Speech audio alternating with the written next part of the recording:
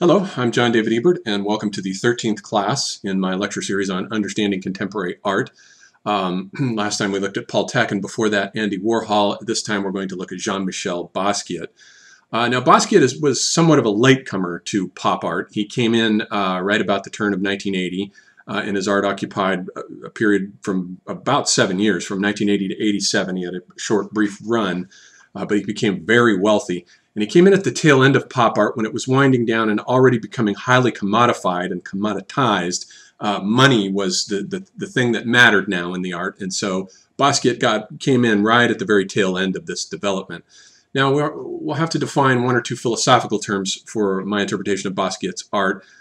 For this, I have borrowed Deleuze and Guattari's term in 1,000 Plateaus for the State, which they define as an apparatus of capture. They call, famously, the state as an apparatus of capture. It's always taking something from you.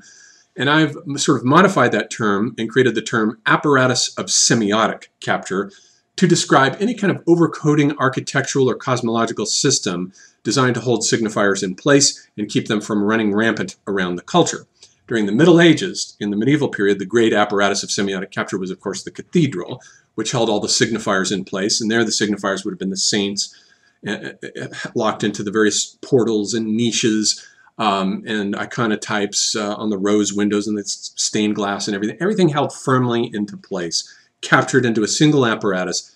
And the primary master signifier there was the image of Christ nailed to the cross, which was the master signifier that was the linchpin holding everything in place. So signifiers weren't running rampant around the culture, around the surfaces of inscription of the culture. They were held firmly in place. By the time of the metaphysical age, this changes, and the primary apparatus of semiotic capture during the metaphysical age is Cartesian phase space with its x, y, z axes, and the primary master signifier there is that of the subject, the cogito, the transcendental subject, whose point of view determines everything. And all the signifiers are held into place by the various mathematical systems of infinitesimal calculus and analytical geometry. All those mathematical vectors organize the signifiers and keep them held in place. Now, by the time we get to the post-metaphysical age, one of the main anxieties of our age, and it is the central anxiety of the art of Jean-Michel Basquiat, is the fact that there are no apparatuses of semiotic capture holding the artwork in place and preventing the signifiers from escaping and running rampant around the culture, which they've done ever since the post-World War II epoch. Graffiti generally tended to originate in Philadelphia in the late 60s, right around 1967, and it's an example of signifiers which have escaped capture by the capitalist overcoding. We saw that in the work of Andy Warhol, what he was capturing there with the iconotypes of capitalism, the capitalist iconotypes, and they were sort of free-floating, though. He was capturing those iconotypes, the McDonald's arches or the Coke bottle or the Campbell's soup can, but they were free-floating, and what the art of Basquiat reveals is that there really is no apparatus to hold them all in place, and not only that, there are all these sort of semiotics running around rampant from various internal proletariats of the city, such as street gangs, who have their own semiotic codes, and they go spray painting across the surfaces of inscription of the city itself, inscribing their signifiers, and they're just running rampant. So we have an age without an apparatus of semiotic capture. Now we have an age of signifier overload, and that's what Basquiat is capturing in his art. He started off as a graffiti artist, but he didn't remain that. Here's a picture from 1980 of his early graffiti, which he would always tag with the signature. His signature was Samo, which was, of course, the tag for same old, same old. Here's one, just a simple bit of graffiti. He started off as a graffiti artist, but he very quickly took that graffiti and internalized it and brought it to the inside. Now, one of the central aspects of Basquiat's art is always the relationship between outside and inside. And the thing about his art is, as we look at one of his early paintings here, this is Cadillac Moon from 1981, is that he is simulating graffiti art. And so the conceit of his art is that he is always this graffiti artist standing in front of an abandoned city wall somewhere.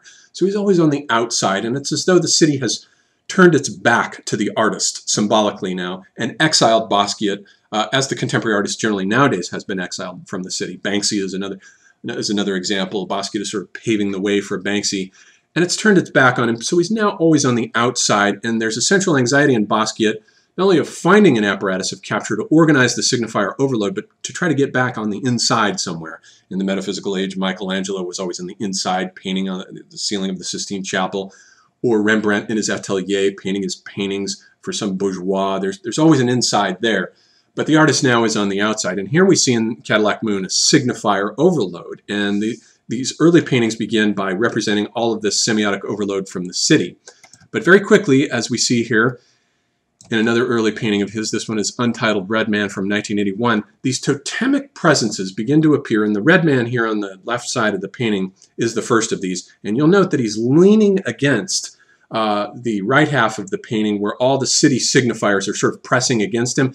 And it's as though he were trying to create a bulwark or a dam pushing back against the signifiers, because it's going to be the case that in Basquiat's quest for an apparatus of semiotic capture, he's going to use these sort of shamanic totemic presences as a means of attempting to capture the signifier overload. Here is an example of one of them from this period. This is an Untitled from 1981, where we have this archetypal mythological fisherman, but you'll note that we can see the internal skeleton of the fisherman here, as we can also in this other Untitled from 1981. So we've got this appropriation of the aspect of ancient shamanic art, which is known as the X-ray style, in which the internal anatomy becomes visible of whatever is represented. And here's an Aboriginal art that shows the kind of internal anatomy of X-ray style art. And so it is very much as though in using these totemic presences, they open up and light up from within, because he's going to be concerned with the interior of the human body now.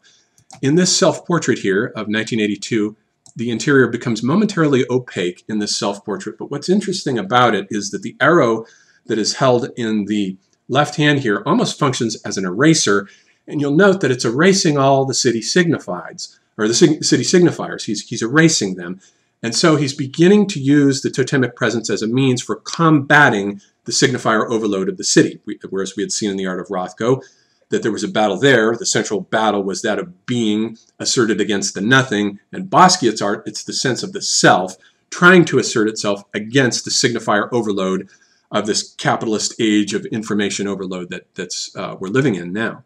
Here's a self-portrait from 1981, which shows now, it actually shows the reverse now. Here the entire city has been placed on the inside of the skull of this somewhat Aztec-looking mask. It's a self-portrait of him. So all the signifiers have now been swallowed up as an apparatus of semiotic capture. So this is an experiment. It's a tentative finding of the human body lit up from within in shamanic style as an apparatus that can swallow up and hold and capture everything inside of it. Just as in the medieval age, Christ was the mystical body in which all of the cells of his disciples were gathered up on his inside. But the problem is, and here is Untitled Black Skull from 1982, that the signifier overload that goes into the inside of these presences is too much for them and begins to rupture, destructure, and explode them, and they start coming apart into pieces. And you can see here, you've got a bone and an arrow. The central totemic entity is beginning to split apart into a million pieces. And here, the semiotic overload has won the battle already. This is Notary of 1982, in which the city signifiers are running rampant now. The internal anatomy of the central totemic presence has ruptured. We see bits and pieces of the ruptured body of its anatomy floating around amongst the city signifiers here in this painting, which is a portrait of the artist as a young derelict from 1982. You can see bits and pieces of the ruptured anatomy. And so the apparatus fails, the totemic presence fails, and it cannot hold the city signifier overload, which begins to run rampant across the surface of his graffiti images, the abandoned city wall that he's always painting himself, that he's always in the role of painting in front of. And here is a self-portrait, Artist as a Heel, Part 2 from 1982, in which you can see that the signifier, the attempt to engulf and swallow the signifiers has failed. The internal anatomy has ruptured and exploded. And the thing about graffiti art is that it is a collective assemblage of enunciation. There is no single subject of enunciation, as in the artist who creates a novel or a work of art in some sense, and who is the single author. And indeed, this art is created by a single artist as an I, but the problem with Basquiat is that he never managed to find a protective membrane to protect his transcendental self, the subject, to protect it from the overload of the signifiers. Here they are as a sort of disorganized cosmos. This is Luna Park of 1982, running around rampant. And he never managed to create and find a protective membrane that would define inside versus outside. So there are just as many signifiers on the inside as there are on the outside. And so there's a complete failure here to form a protective self, a membrane, and to form, therefore, a subject of enunciation, an I. It's always a collective assemblage. Basquiat is a we. He is always, the point of view is a collective assemblage of enunciation, which is another term from Deleuze and Guattari that defines him as a we, essentially. And here is the last painting I want to show from this series, Jesse, of 1983. And the circle is always, it's the ancient symbol for the self. And here we see the circle with a rupture in the middle of it, but it really doesn't function very well as a membrane at all, because there are just as many signifiers on the inside of the circle as there are on the outside. So the membrane that should protect the self, that should give it a sense of interior versus exterior, has failed here. And there are just as many signifiers on the outside as on the inside. So he's constantly undergoing the signifier bombardment and overload. And the quest to form an inside as a kind of private protective membrane, a little cave, fails in his artwork. And as a result, he's constantly using drugs. He was addicted to heroin during his entire career. And the heroin hollows him out inside and creates a kind of faux interior, a sort of intrauterine, a pseudo-intrauterine state that protects him, tries to protect him from the signifier overload by creating a false interior. But it's only false, and it only lasts for a certain period of time before the overload, the information overload of the self just continues here. And so Basquiat's art really is, his failure to find an apparatus of semiotic capture is the failure of us all in this age of signifier overload to protect ourselves from information overload, which is one of the things that destabilizes the psyche, causes paranoia, spree killings, aggression, all kinds of paranoid conspiracy theories. That kind of thing runs rampant under information overload from electronic bombardment. We're getting signifiers beamed at us from all directions electronically. And so this is the first part of Basquiat's oeuvre, and next we'll look at the second part.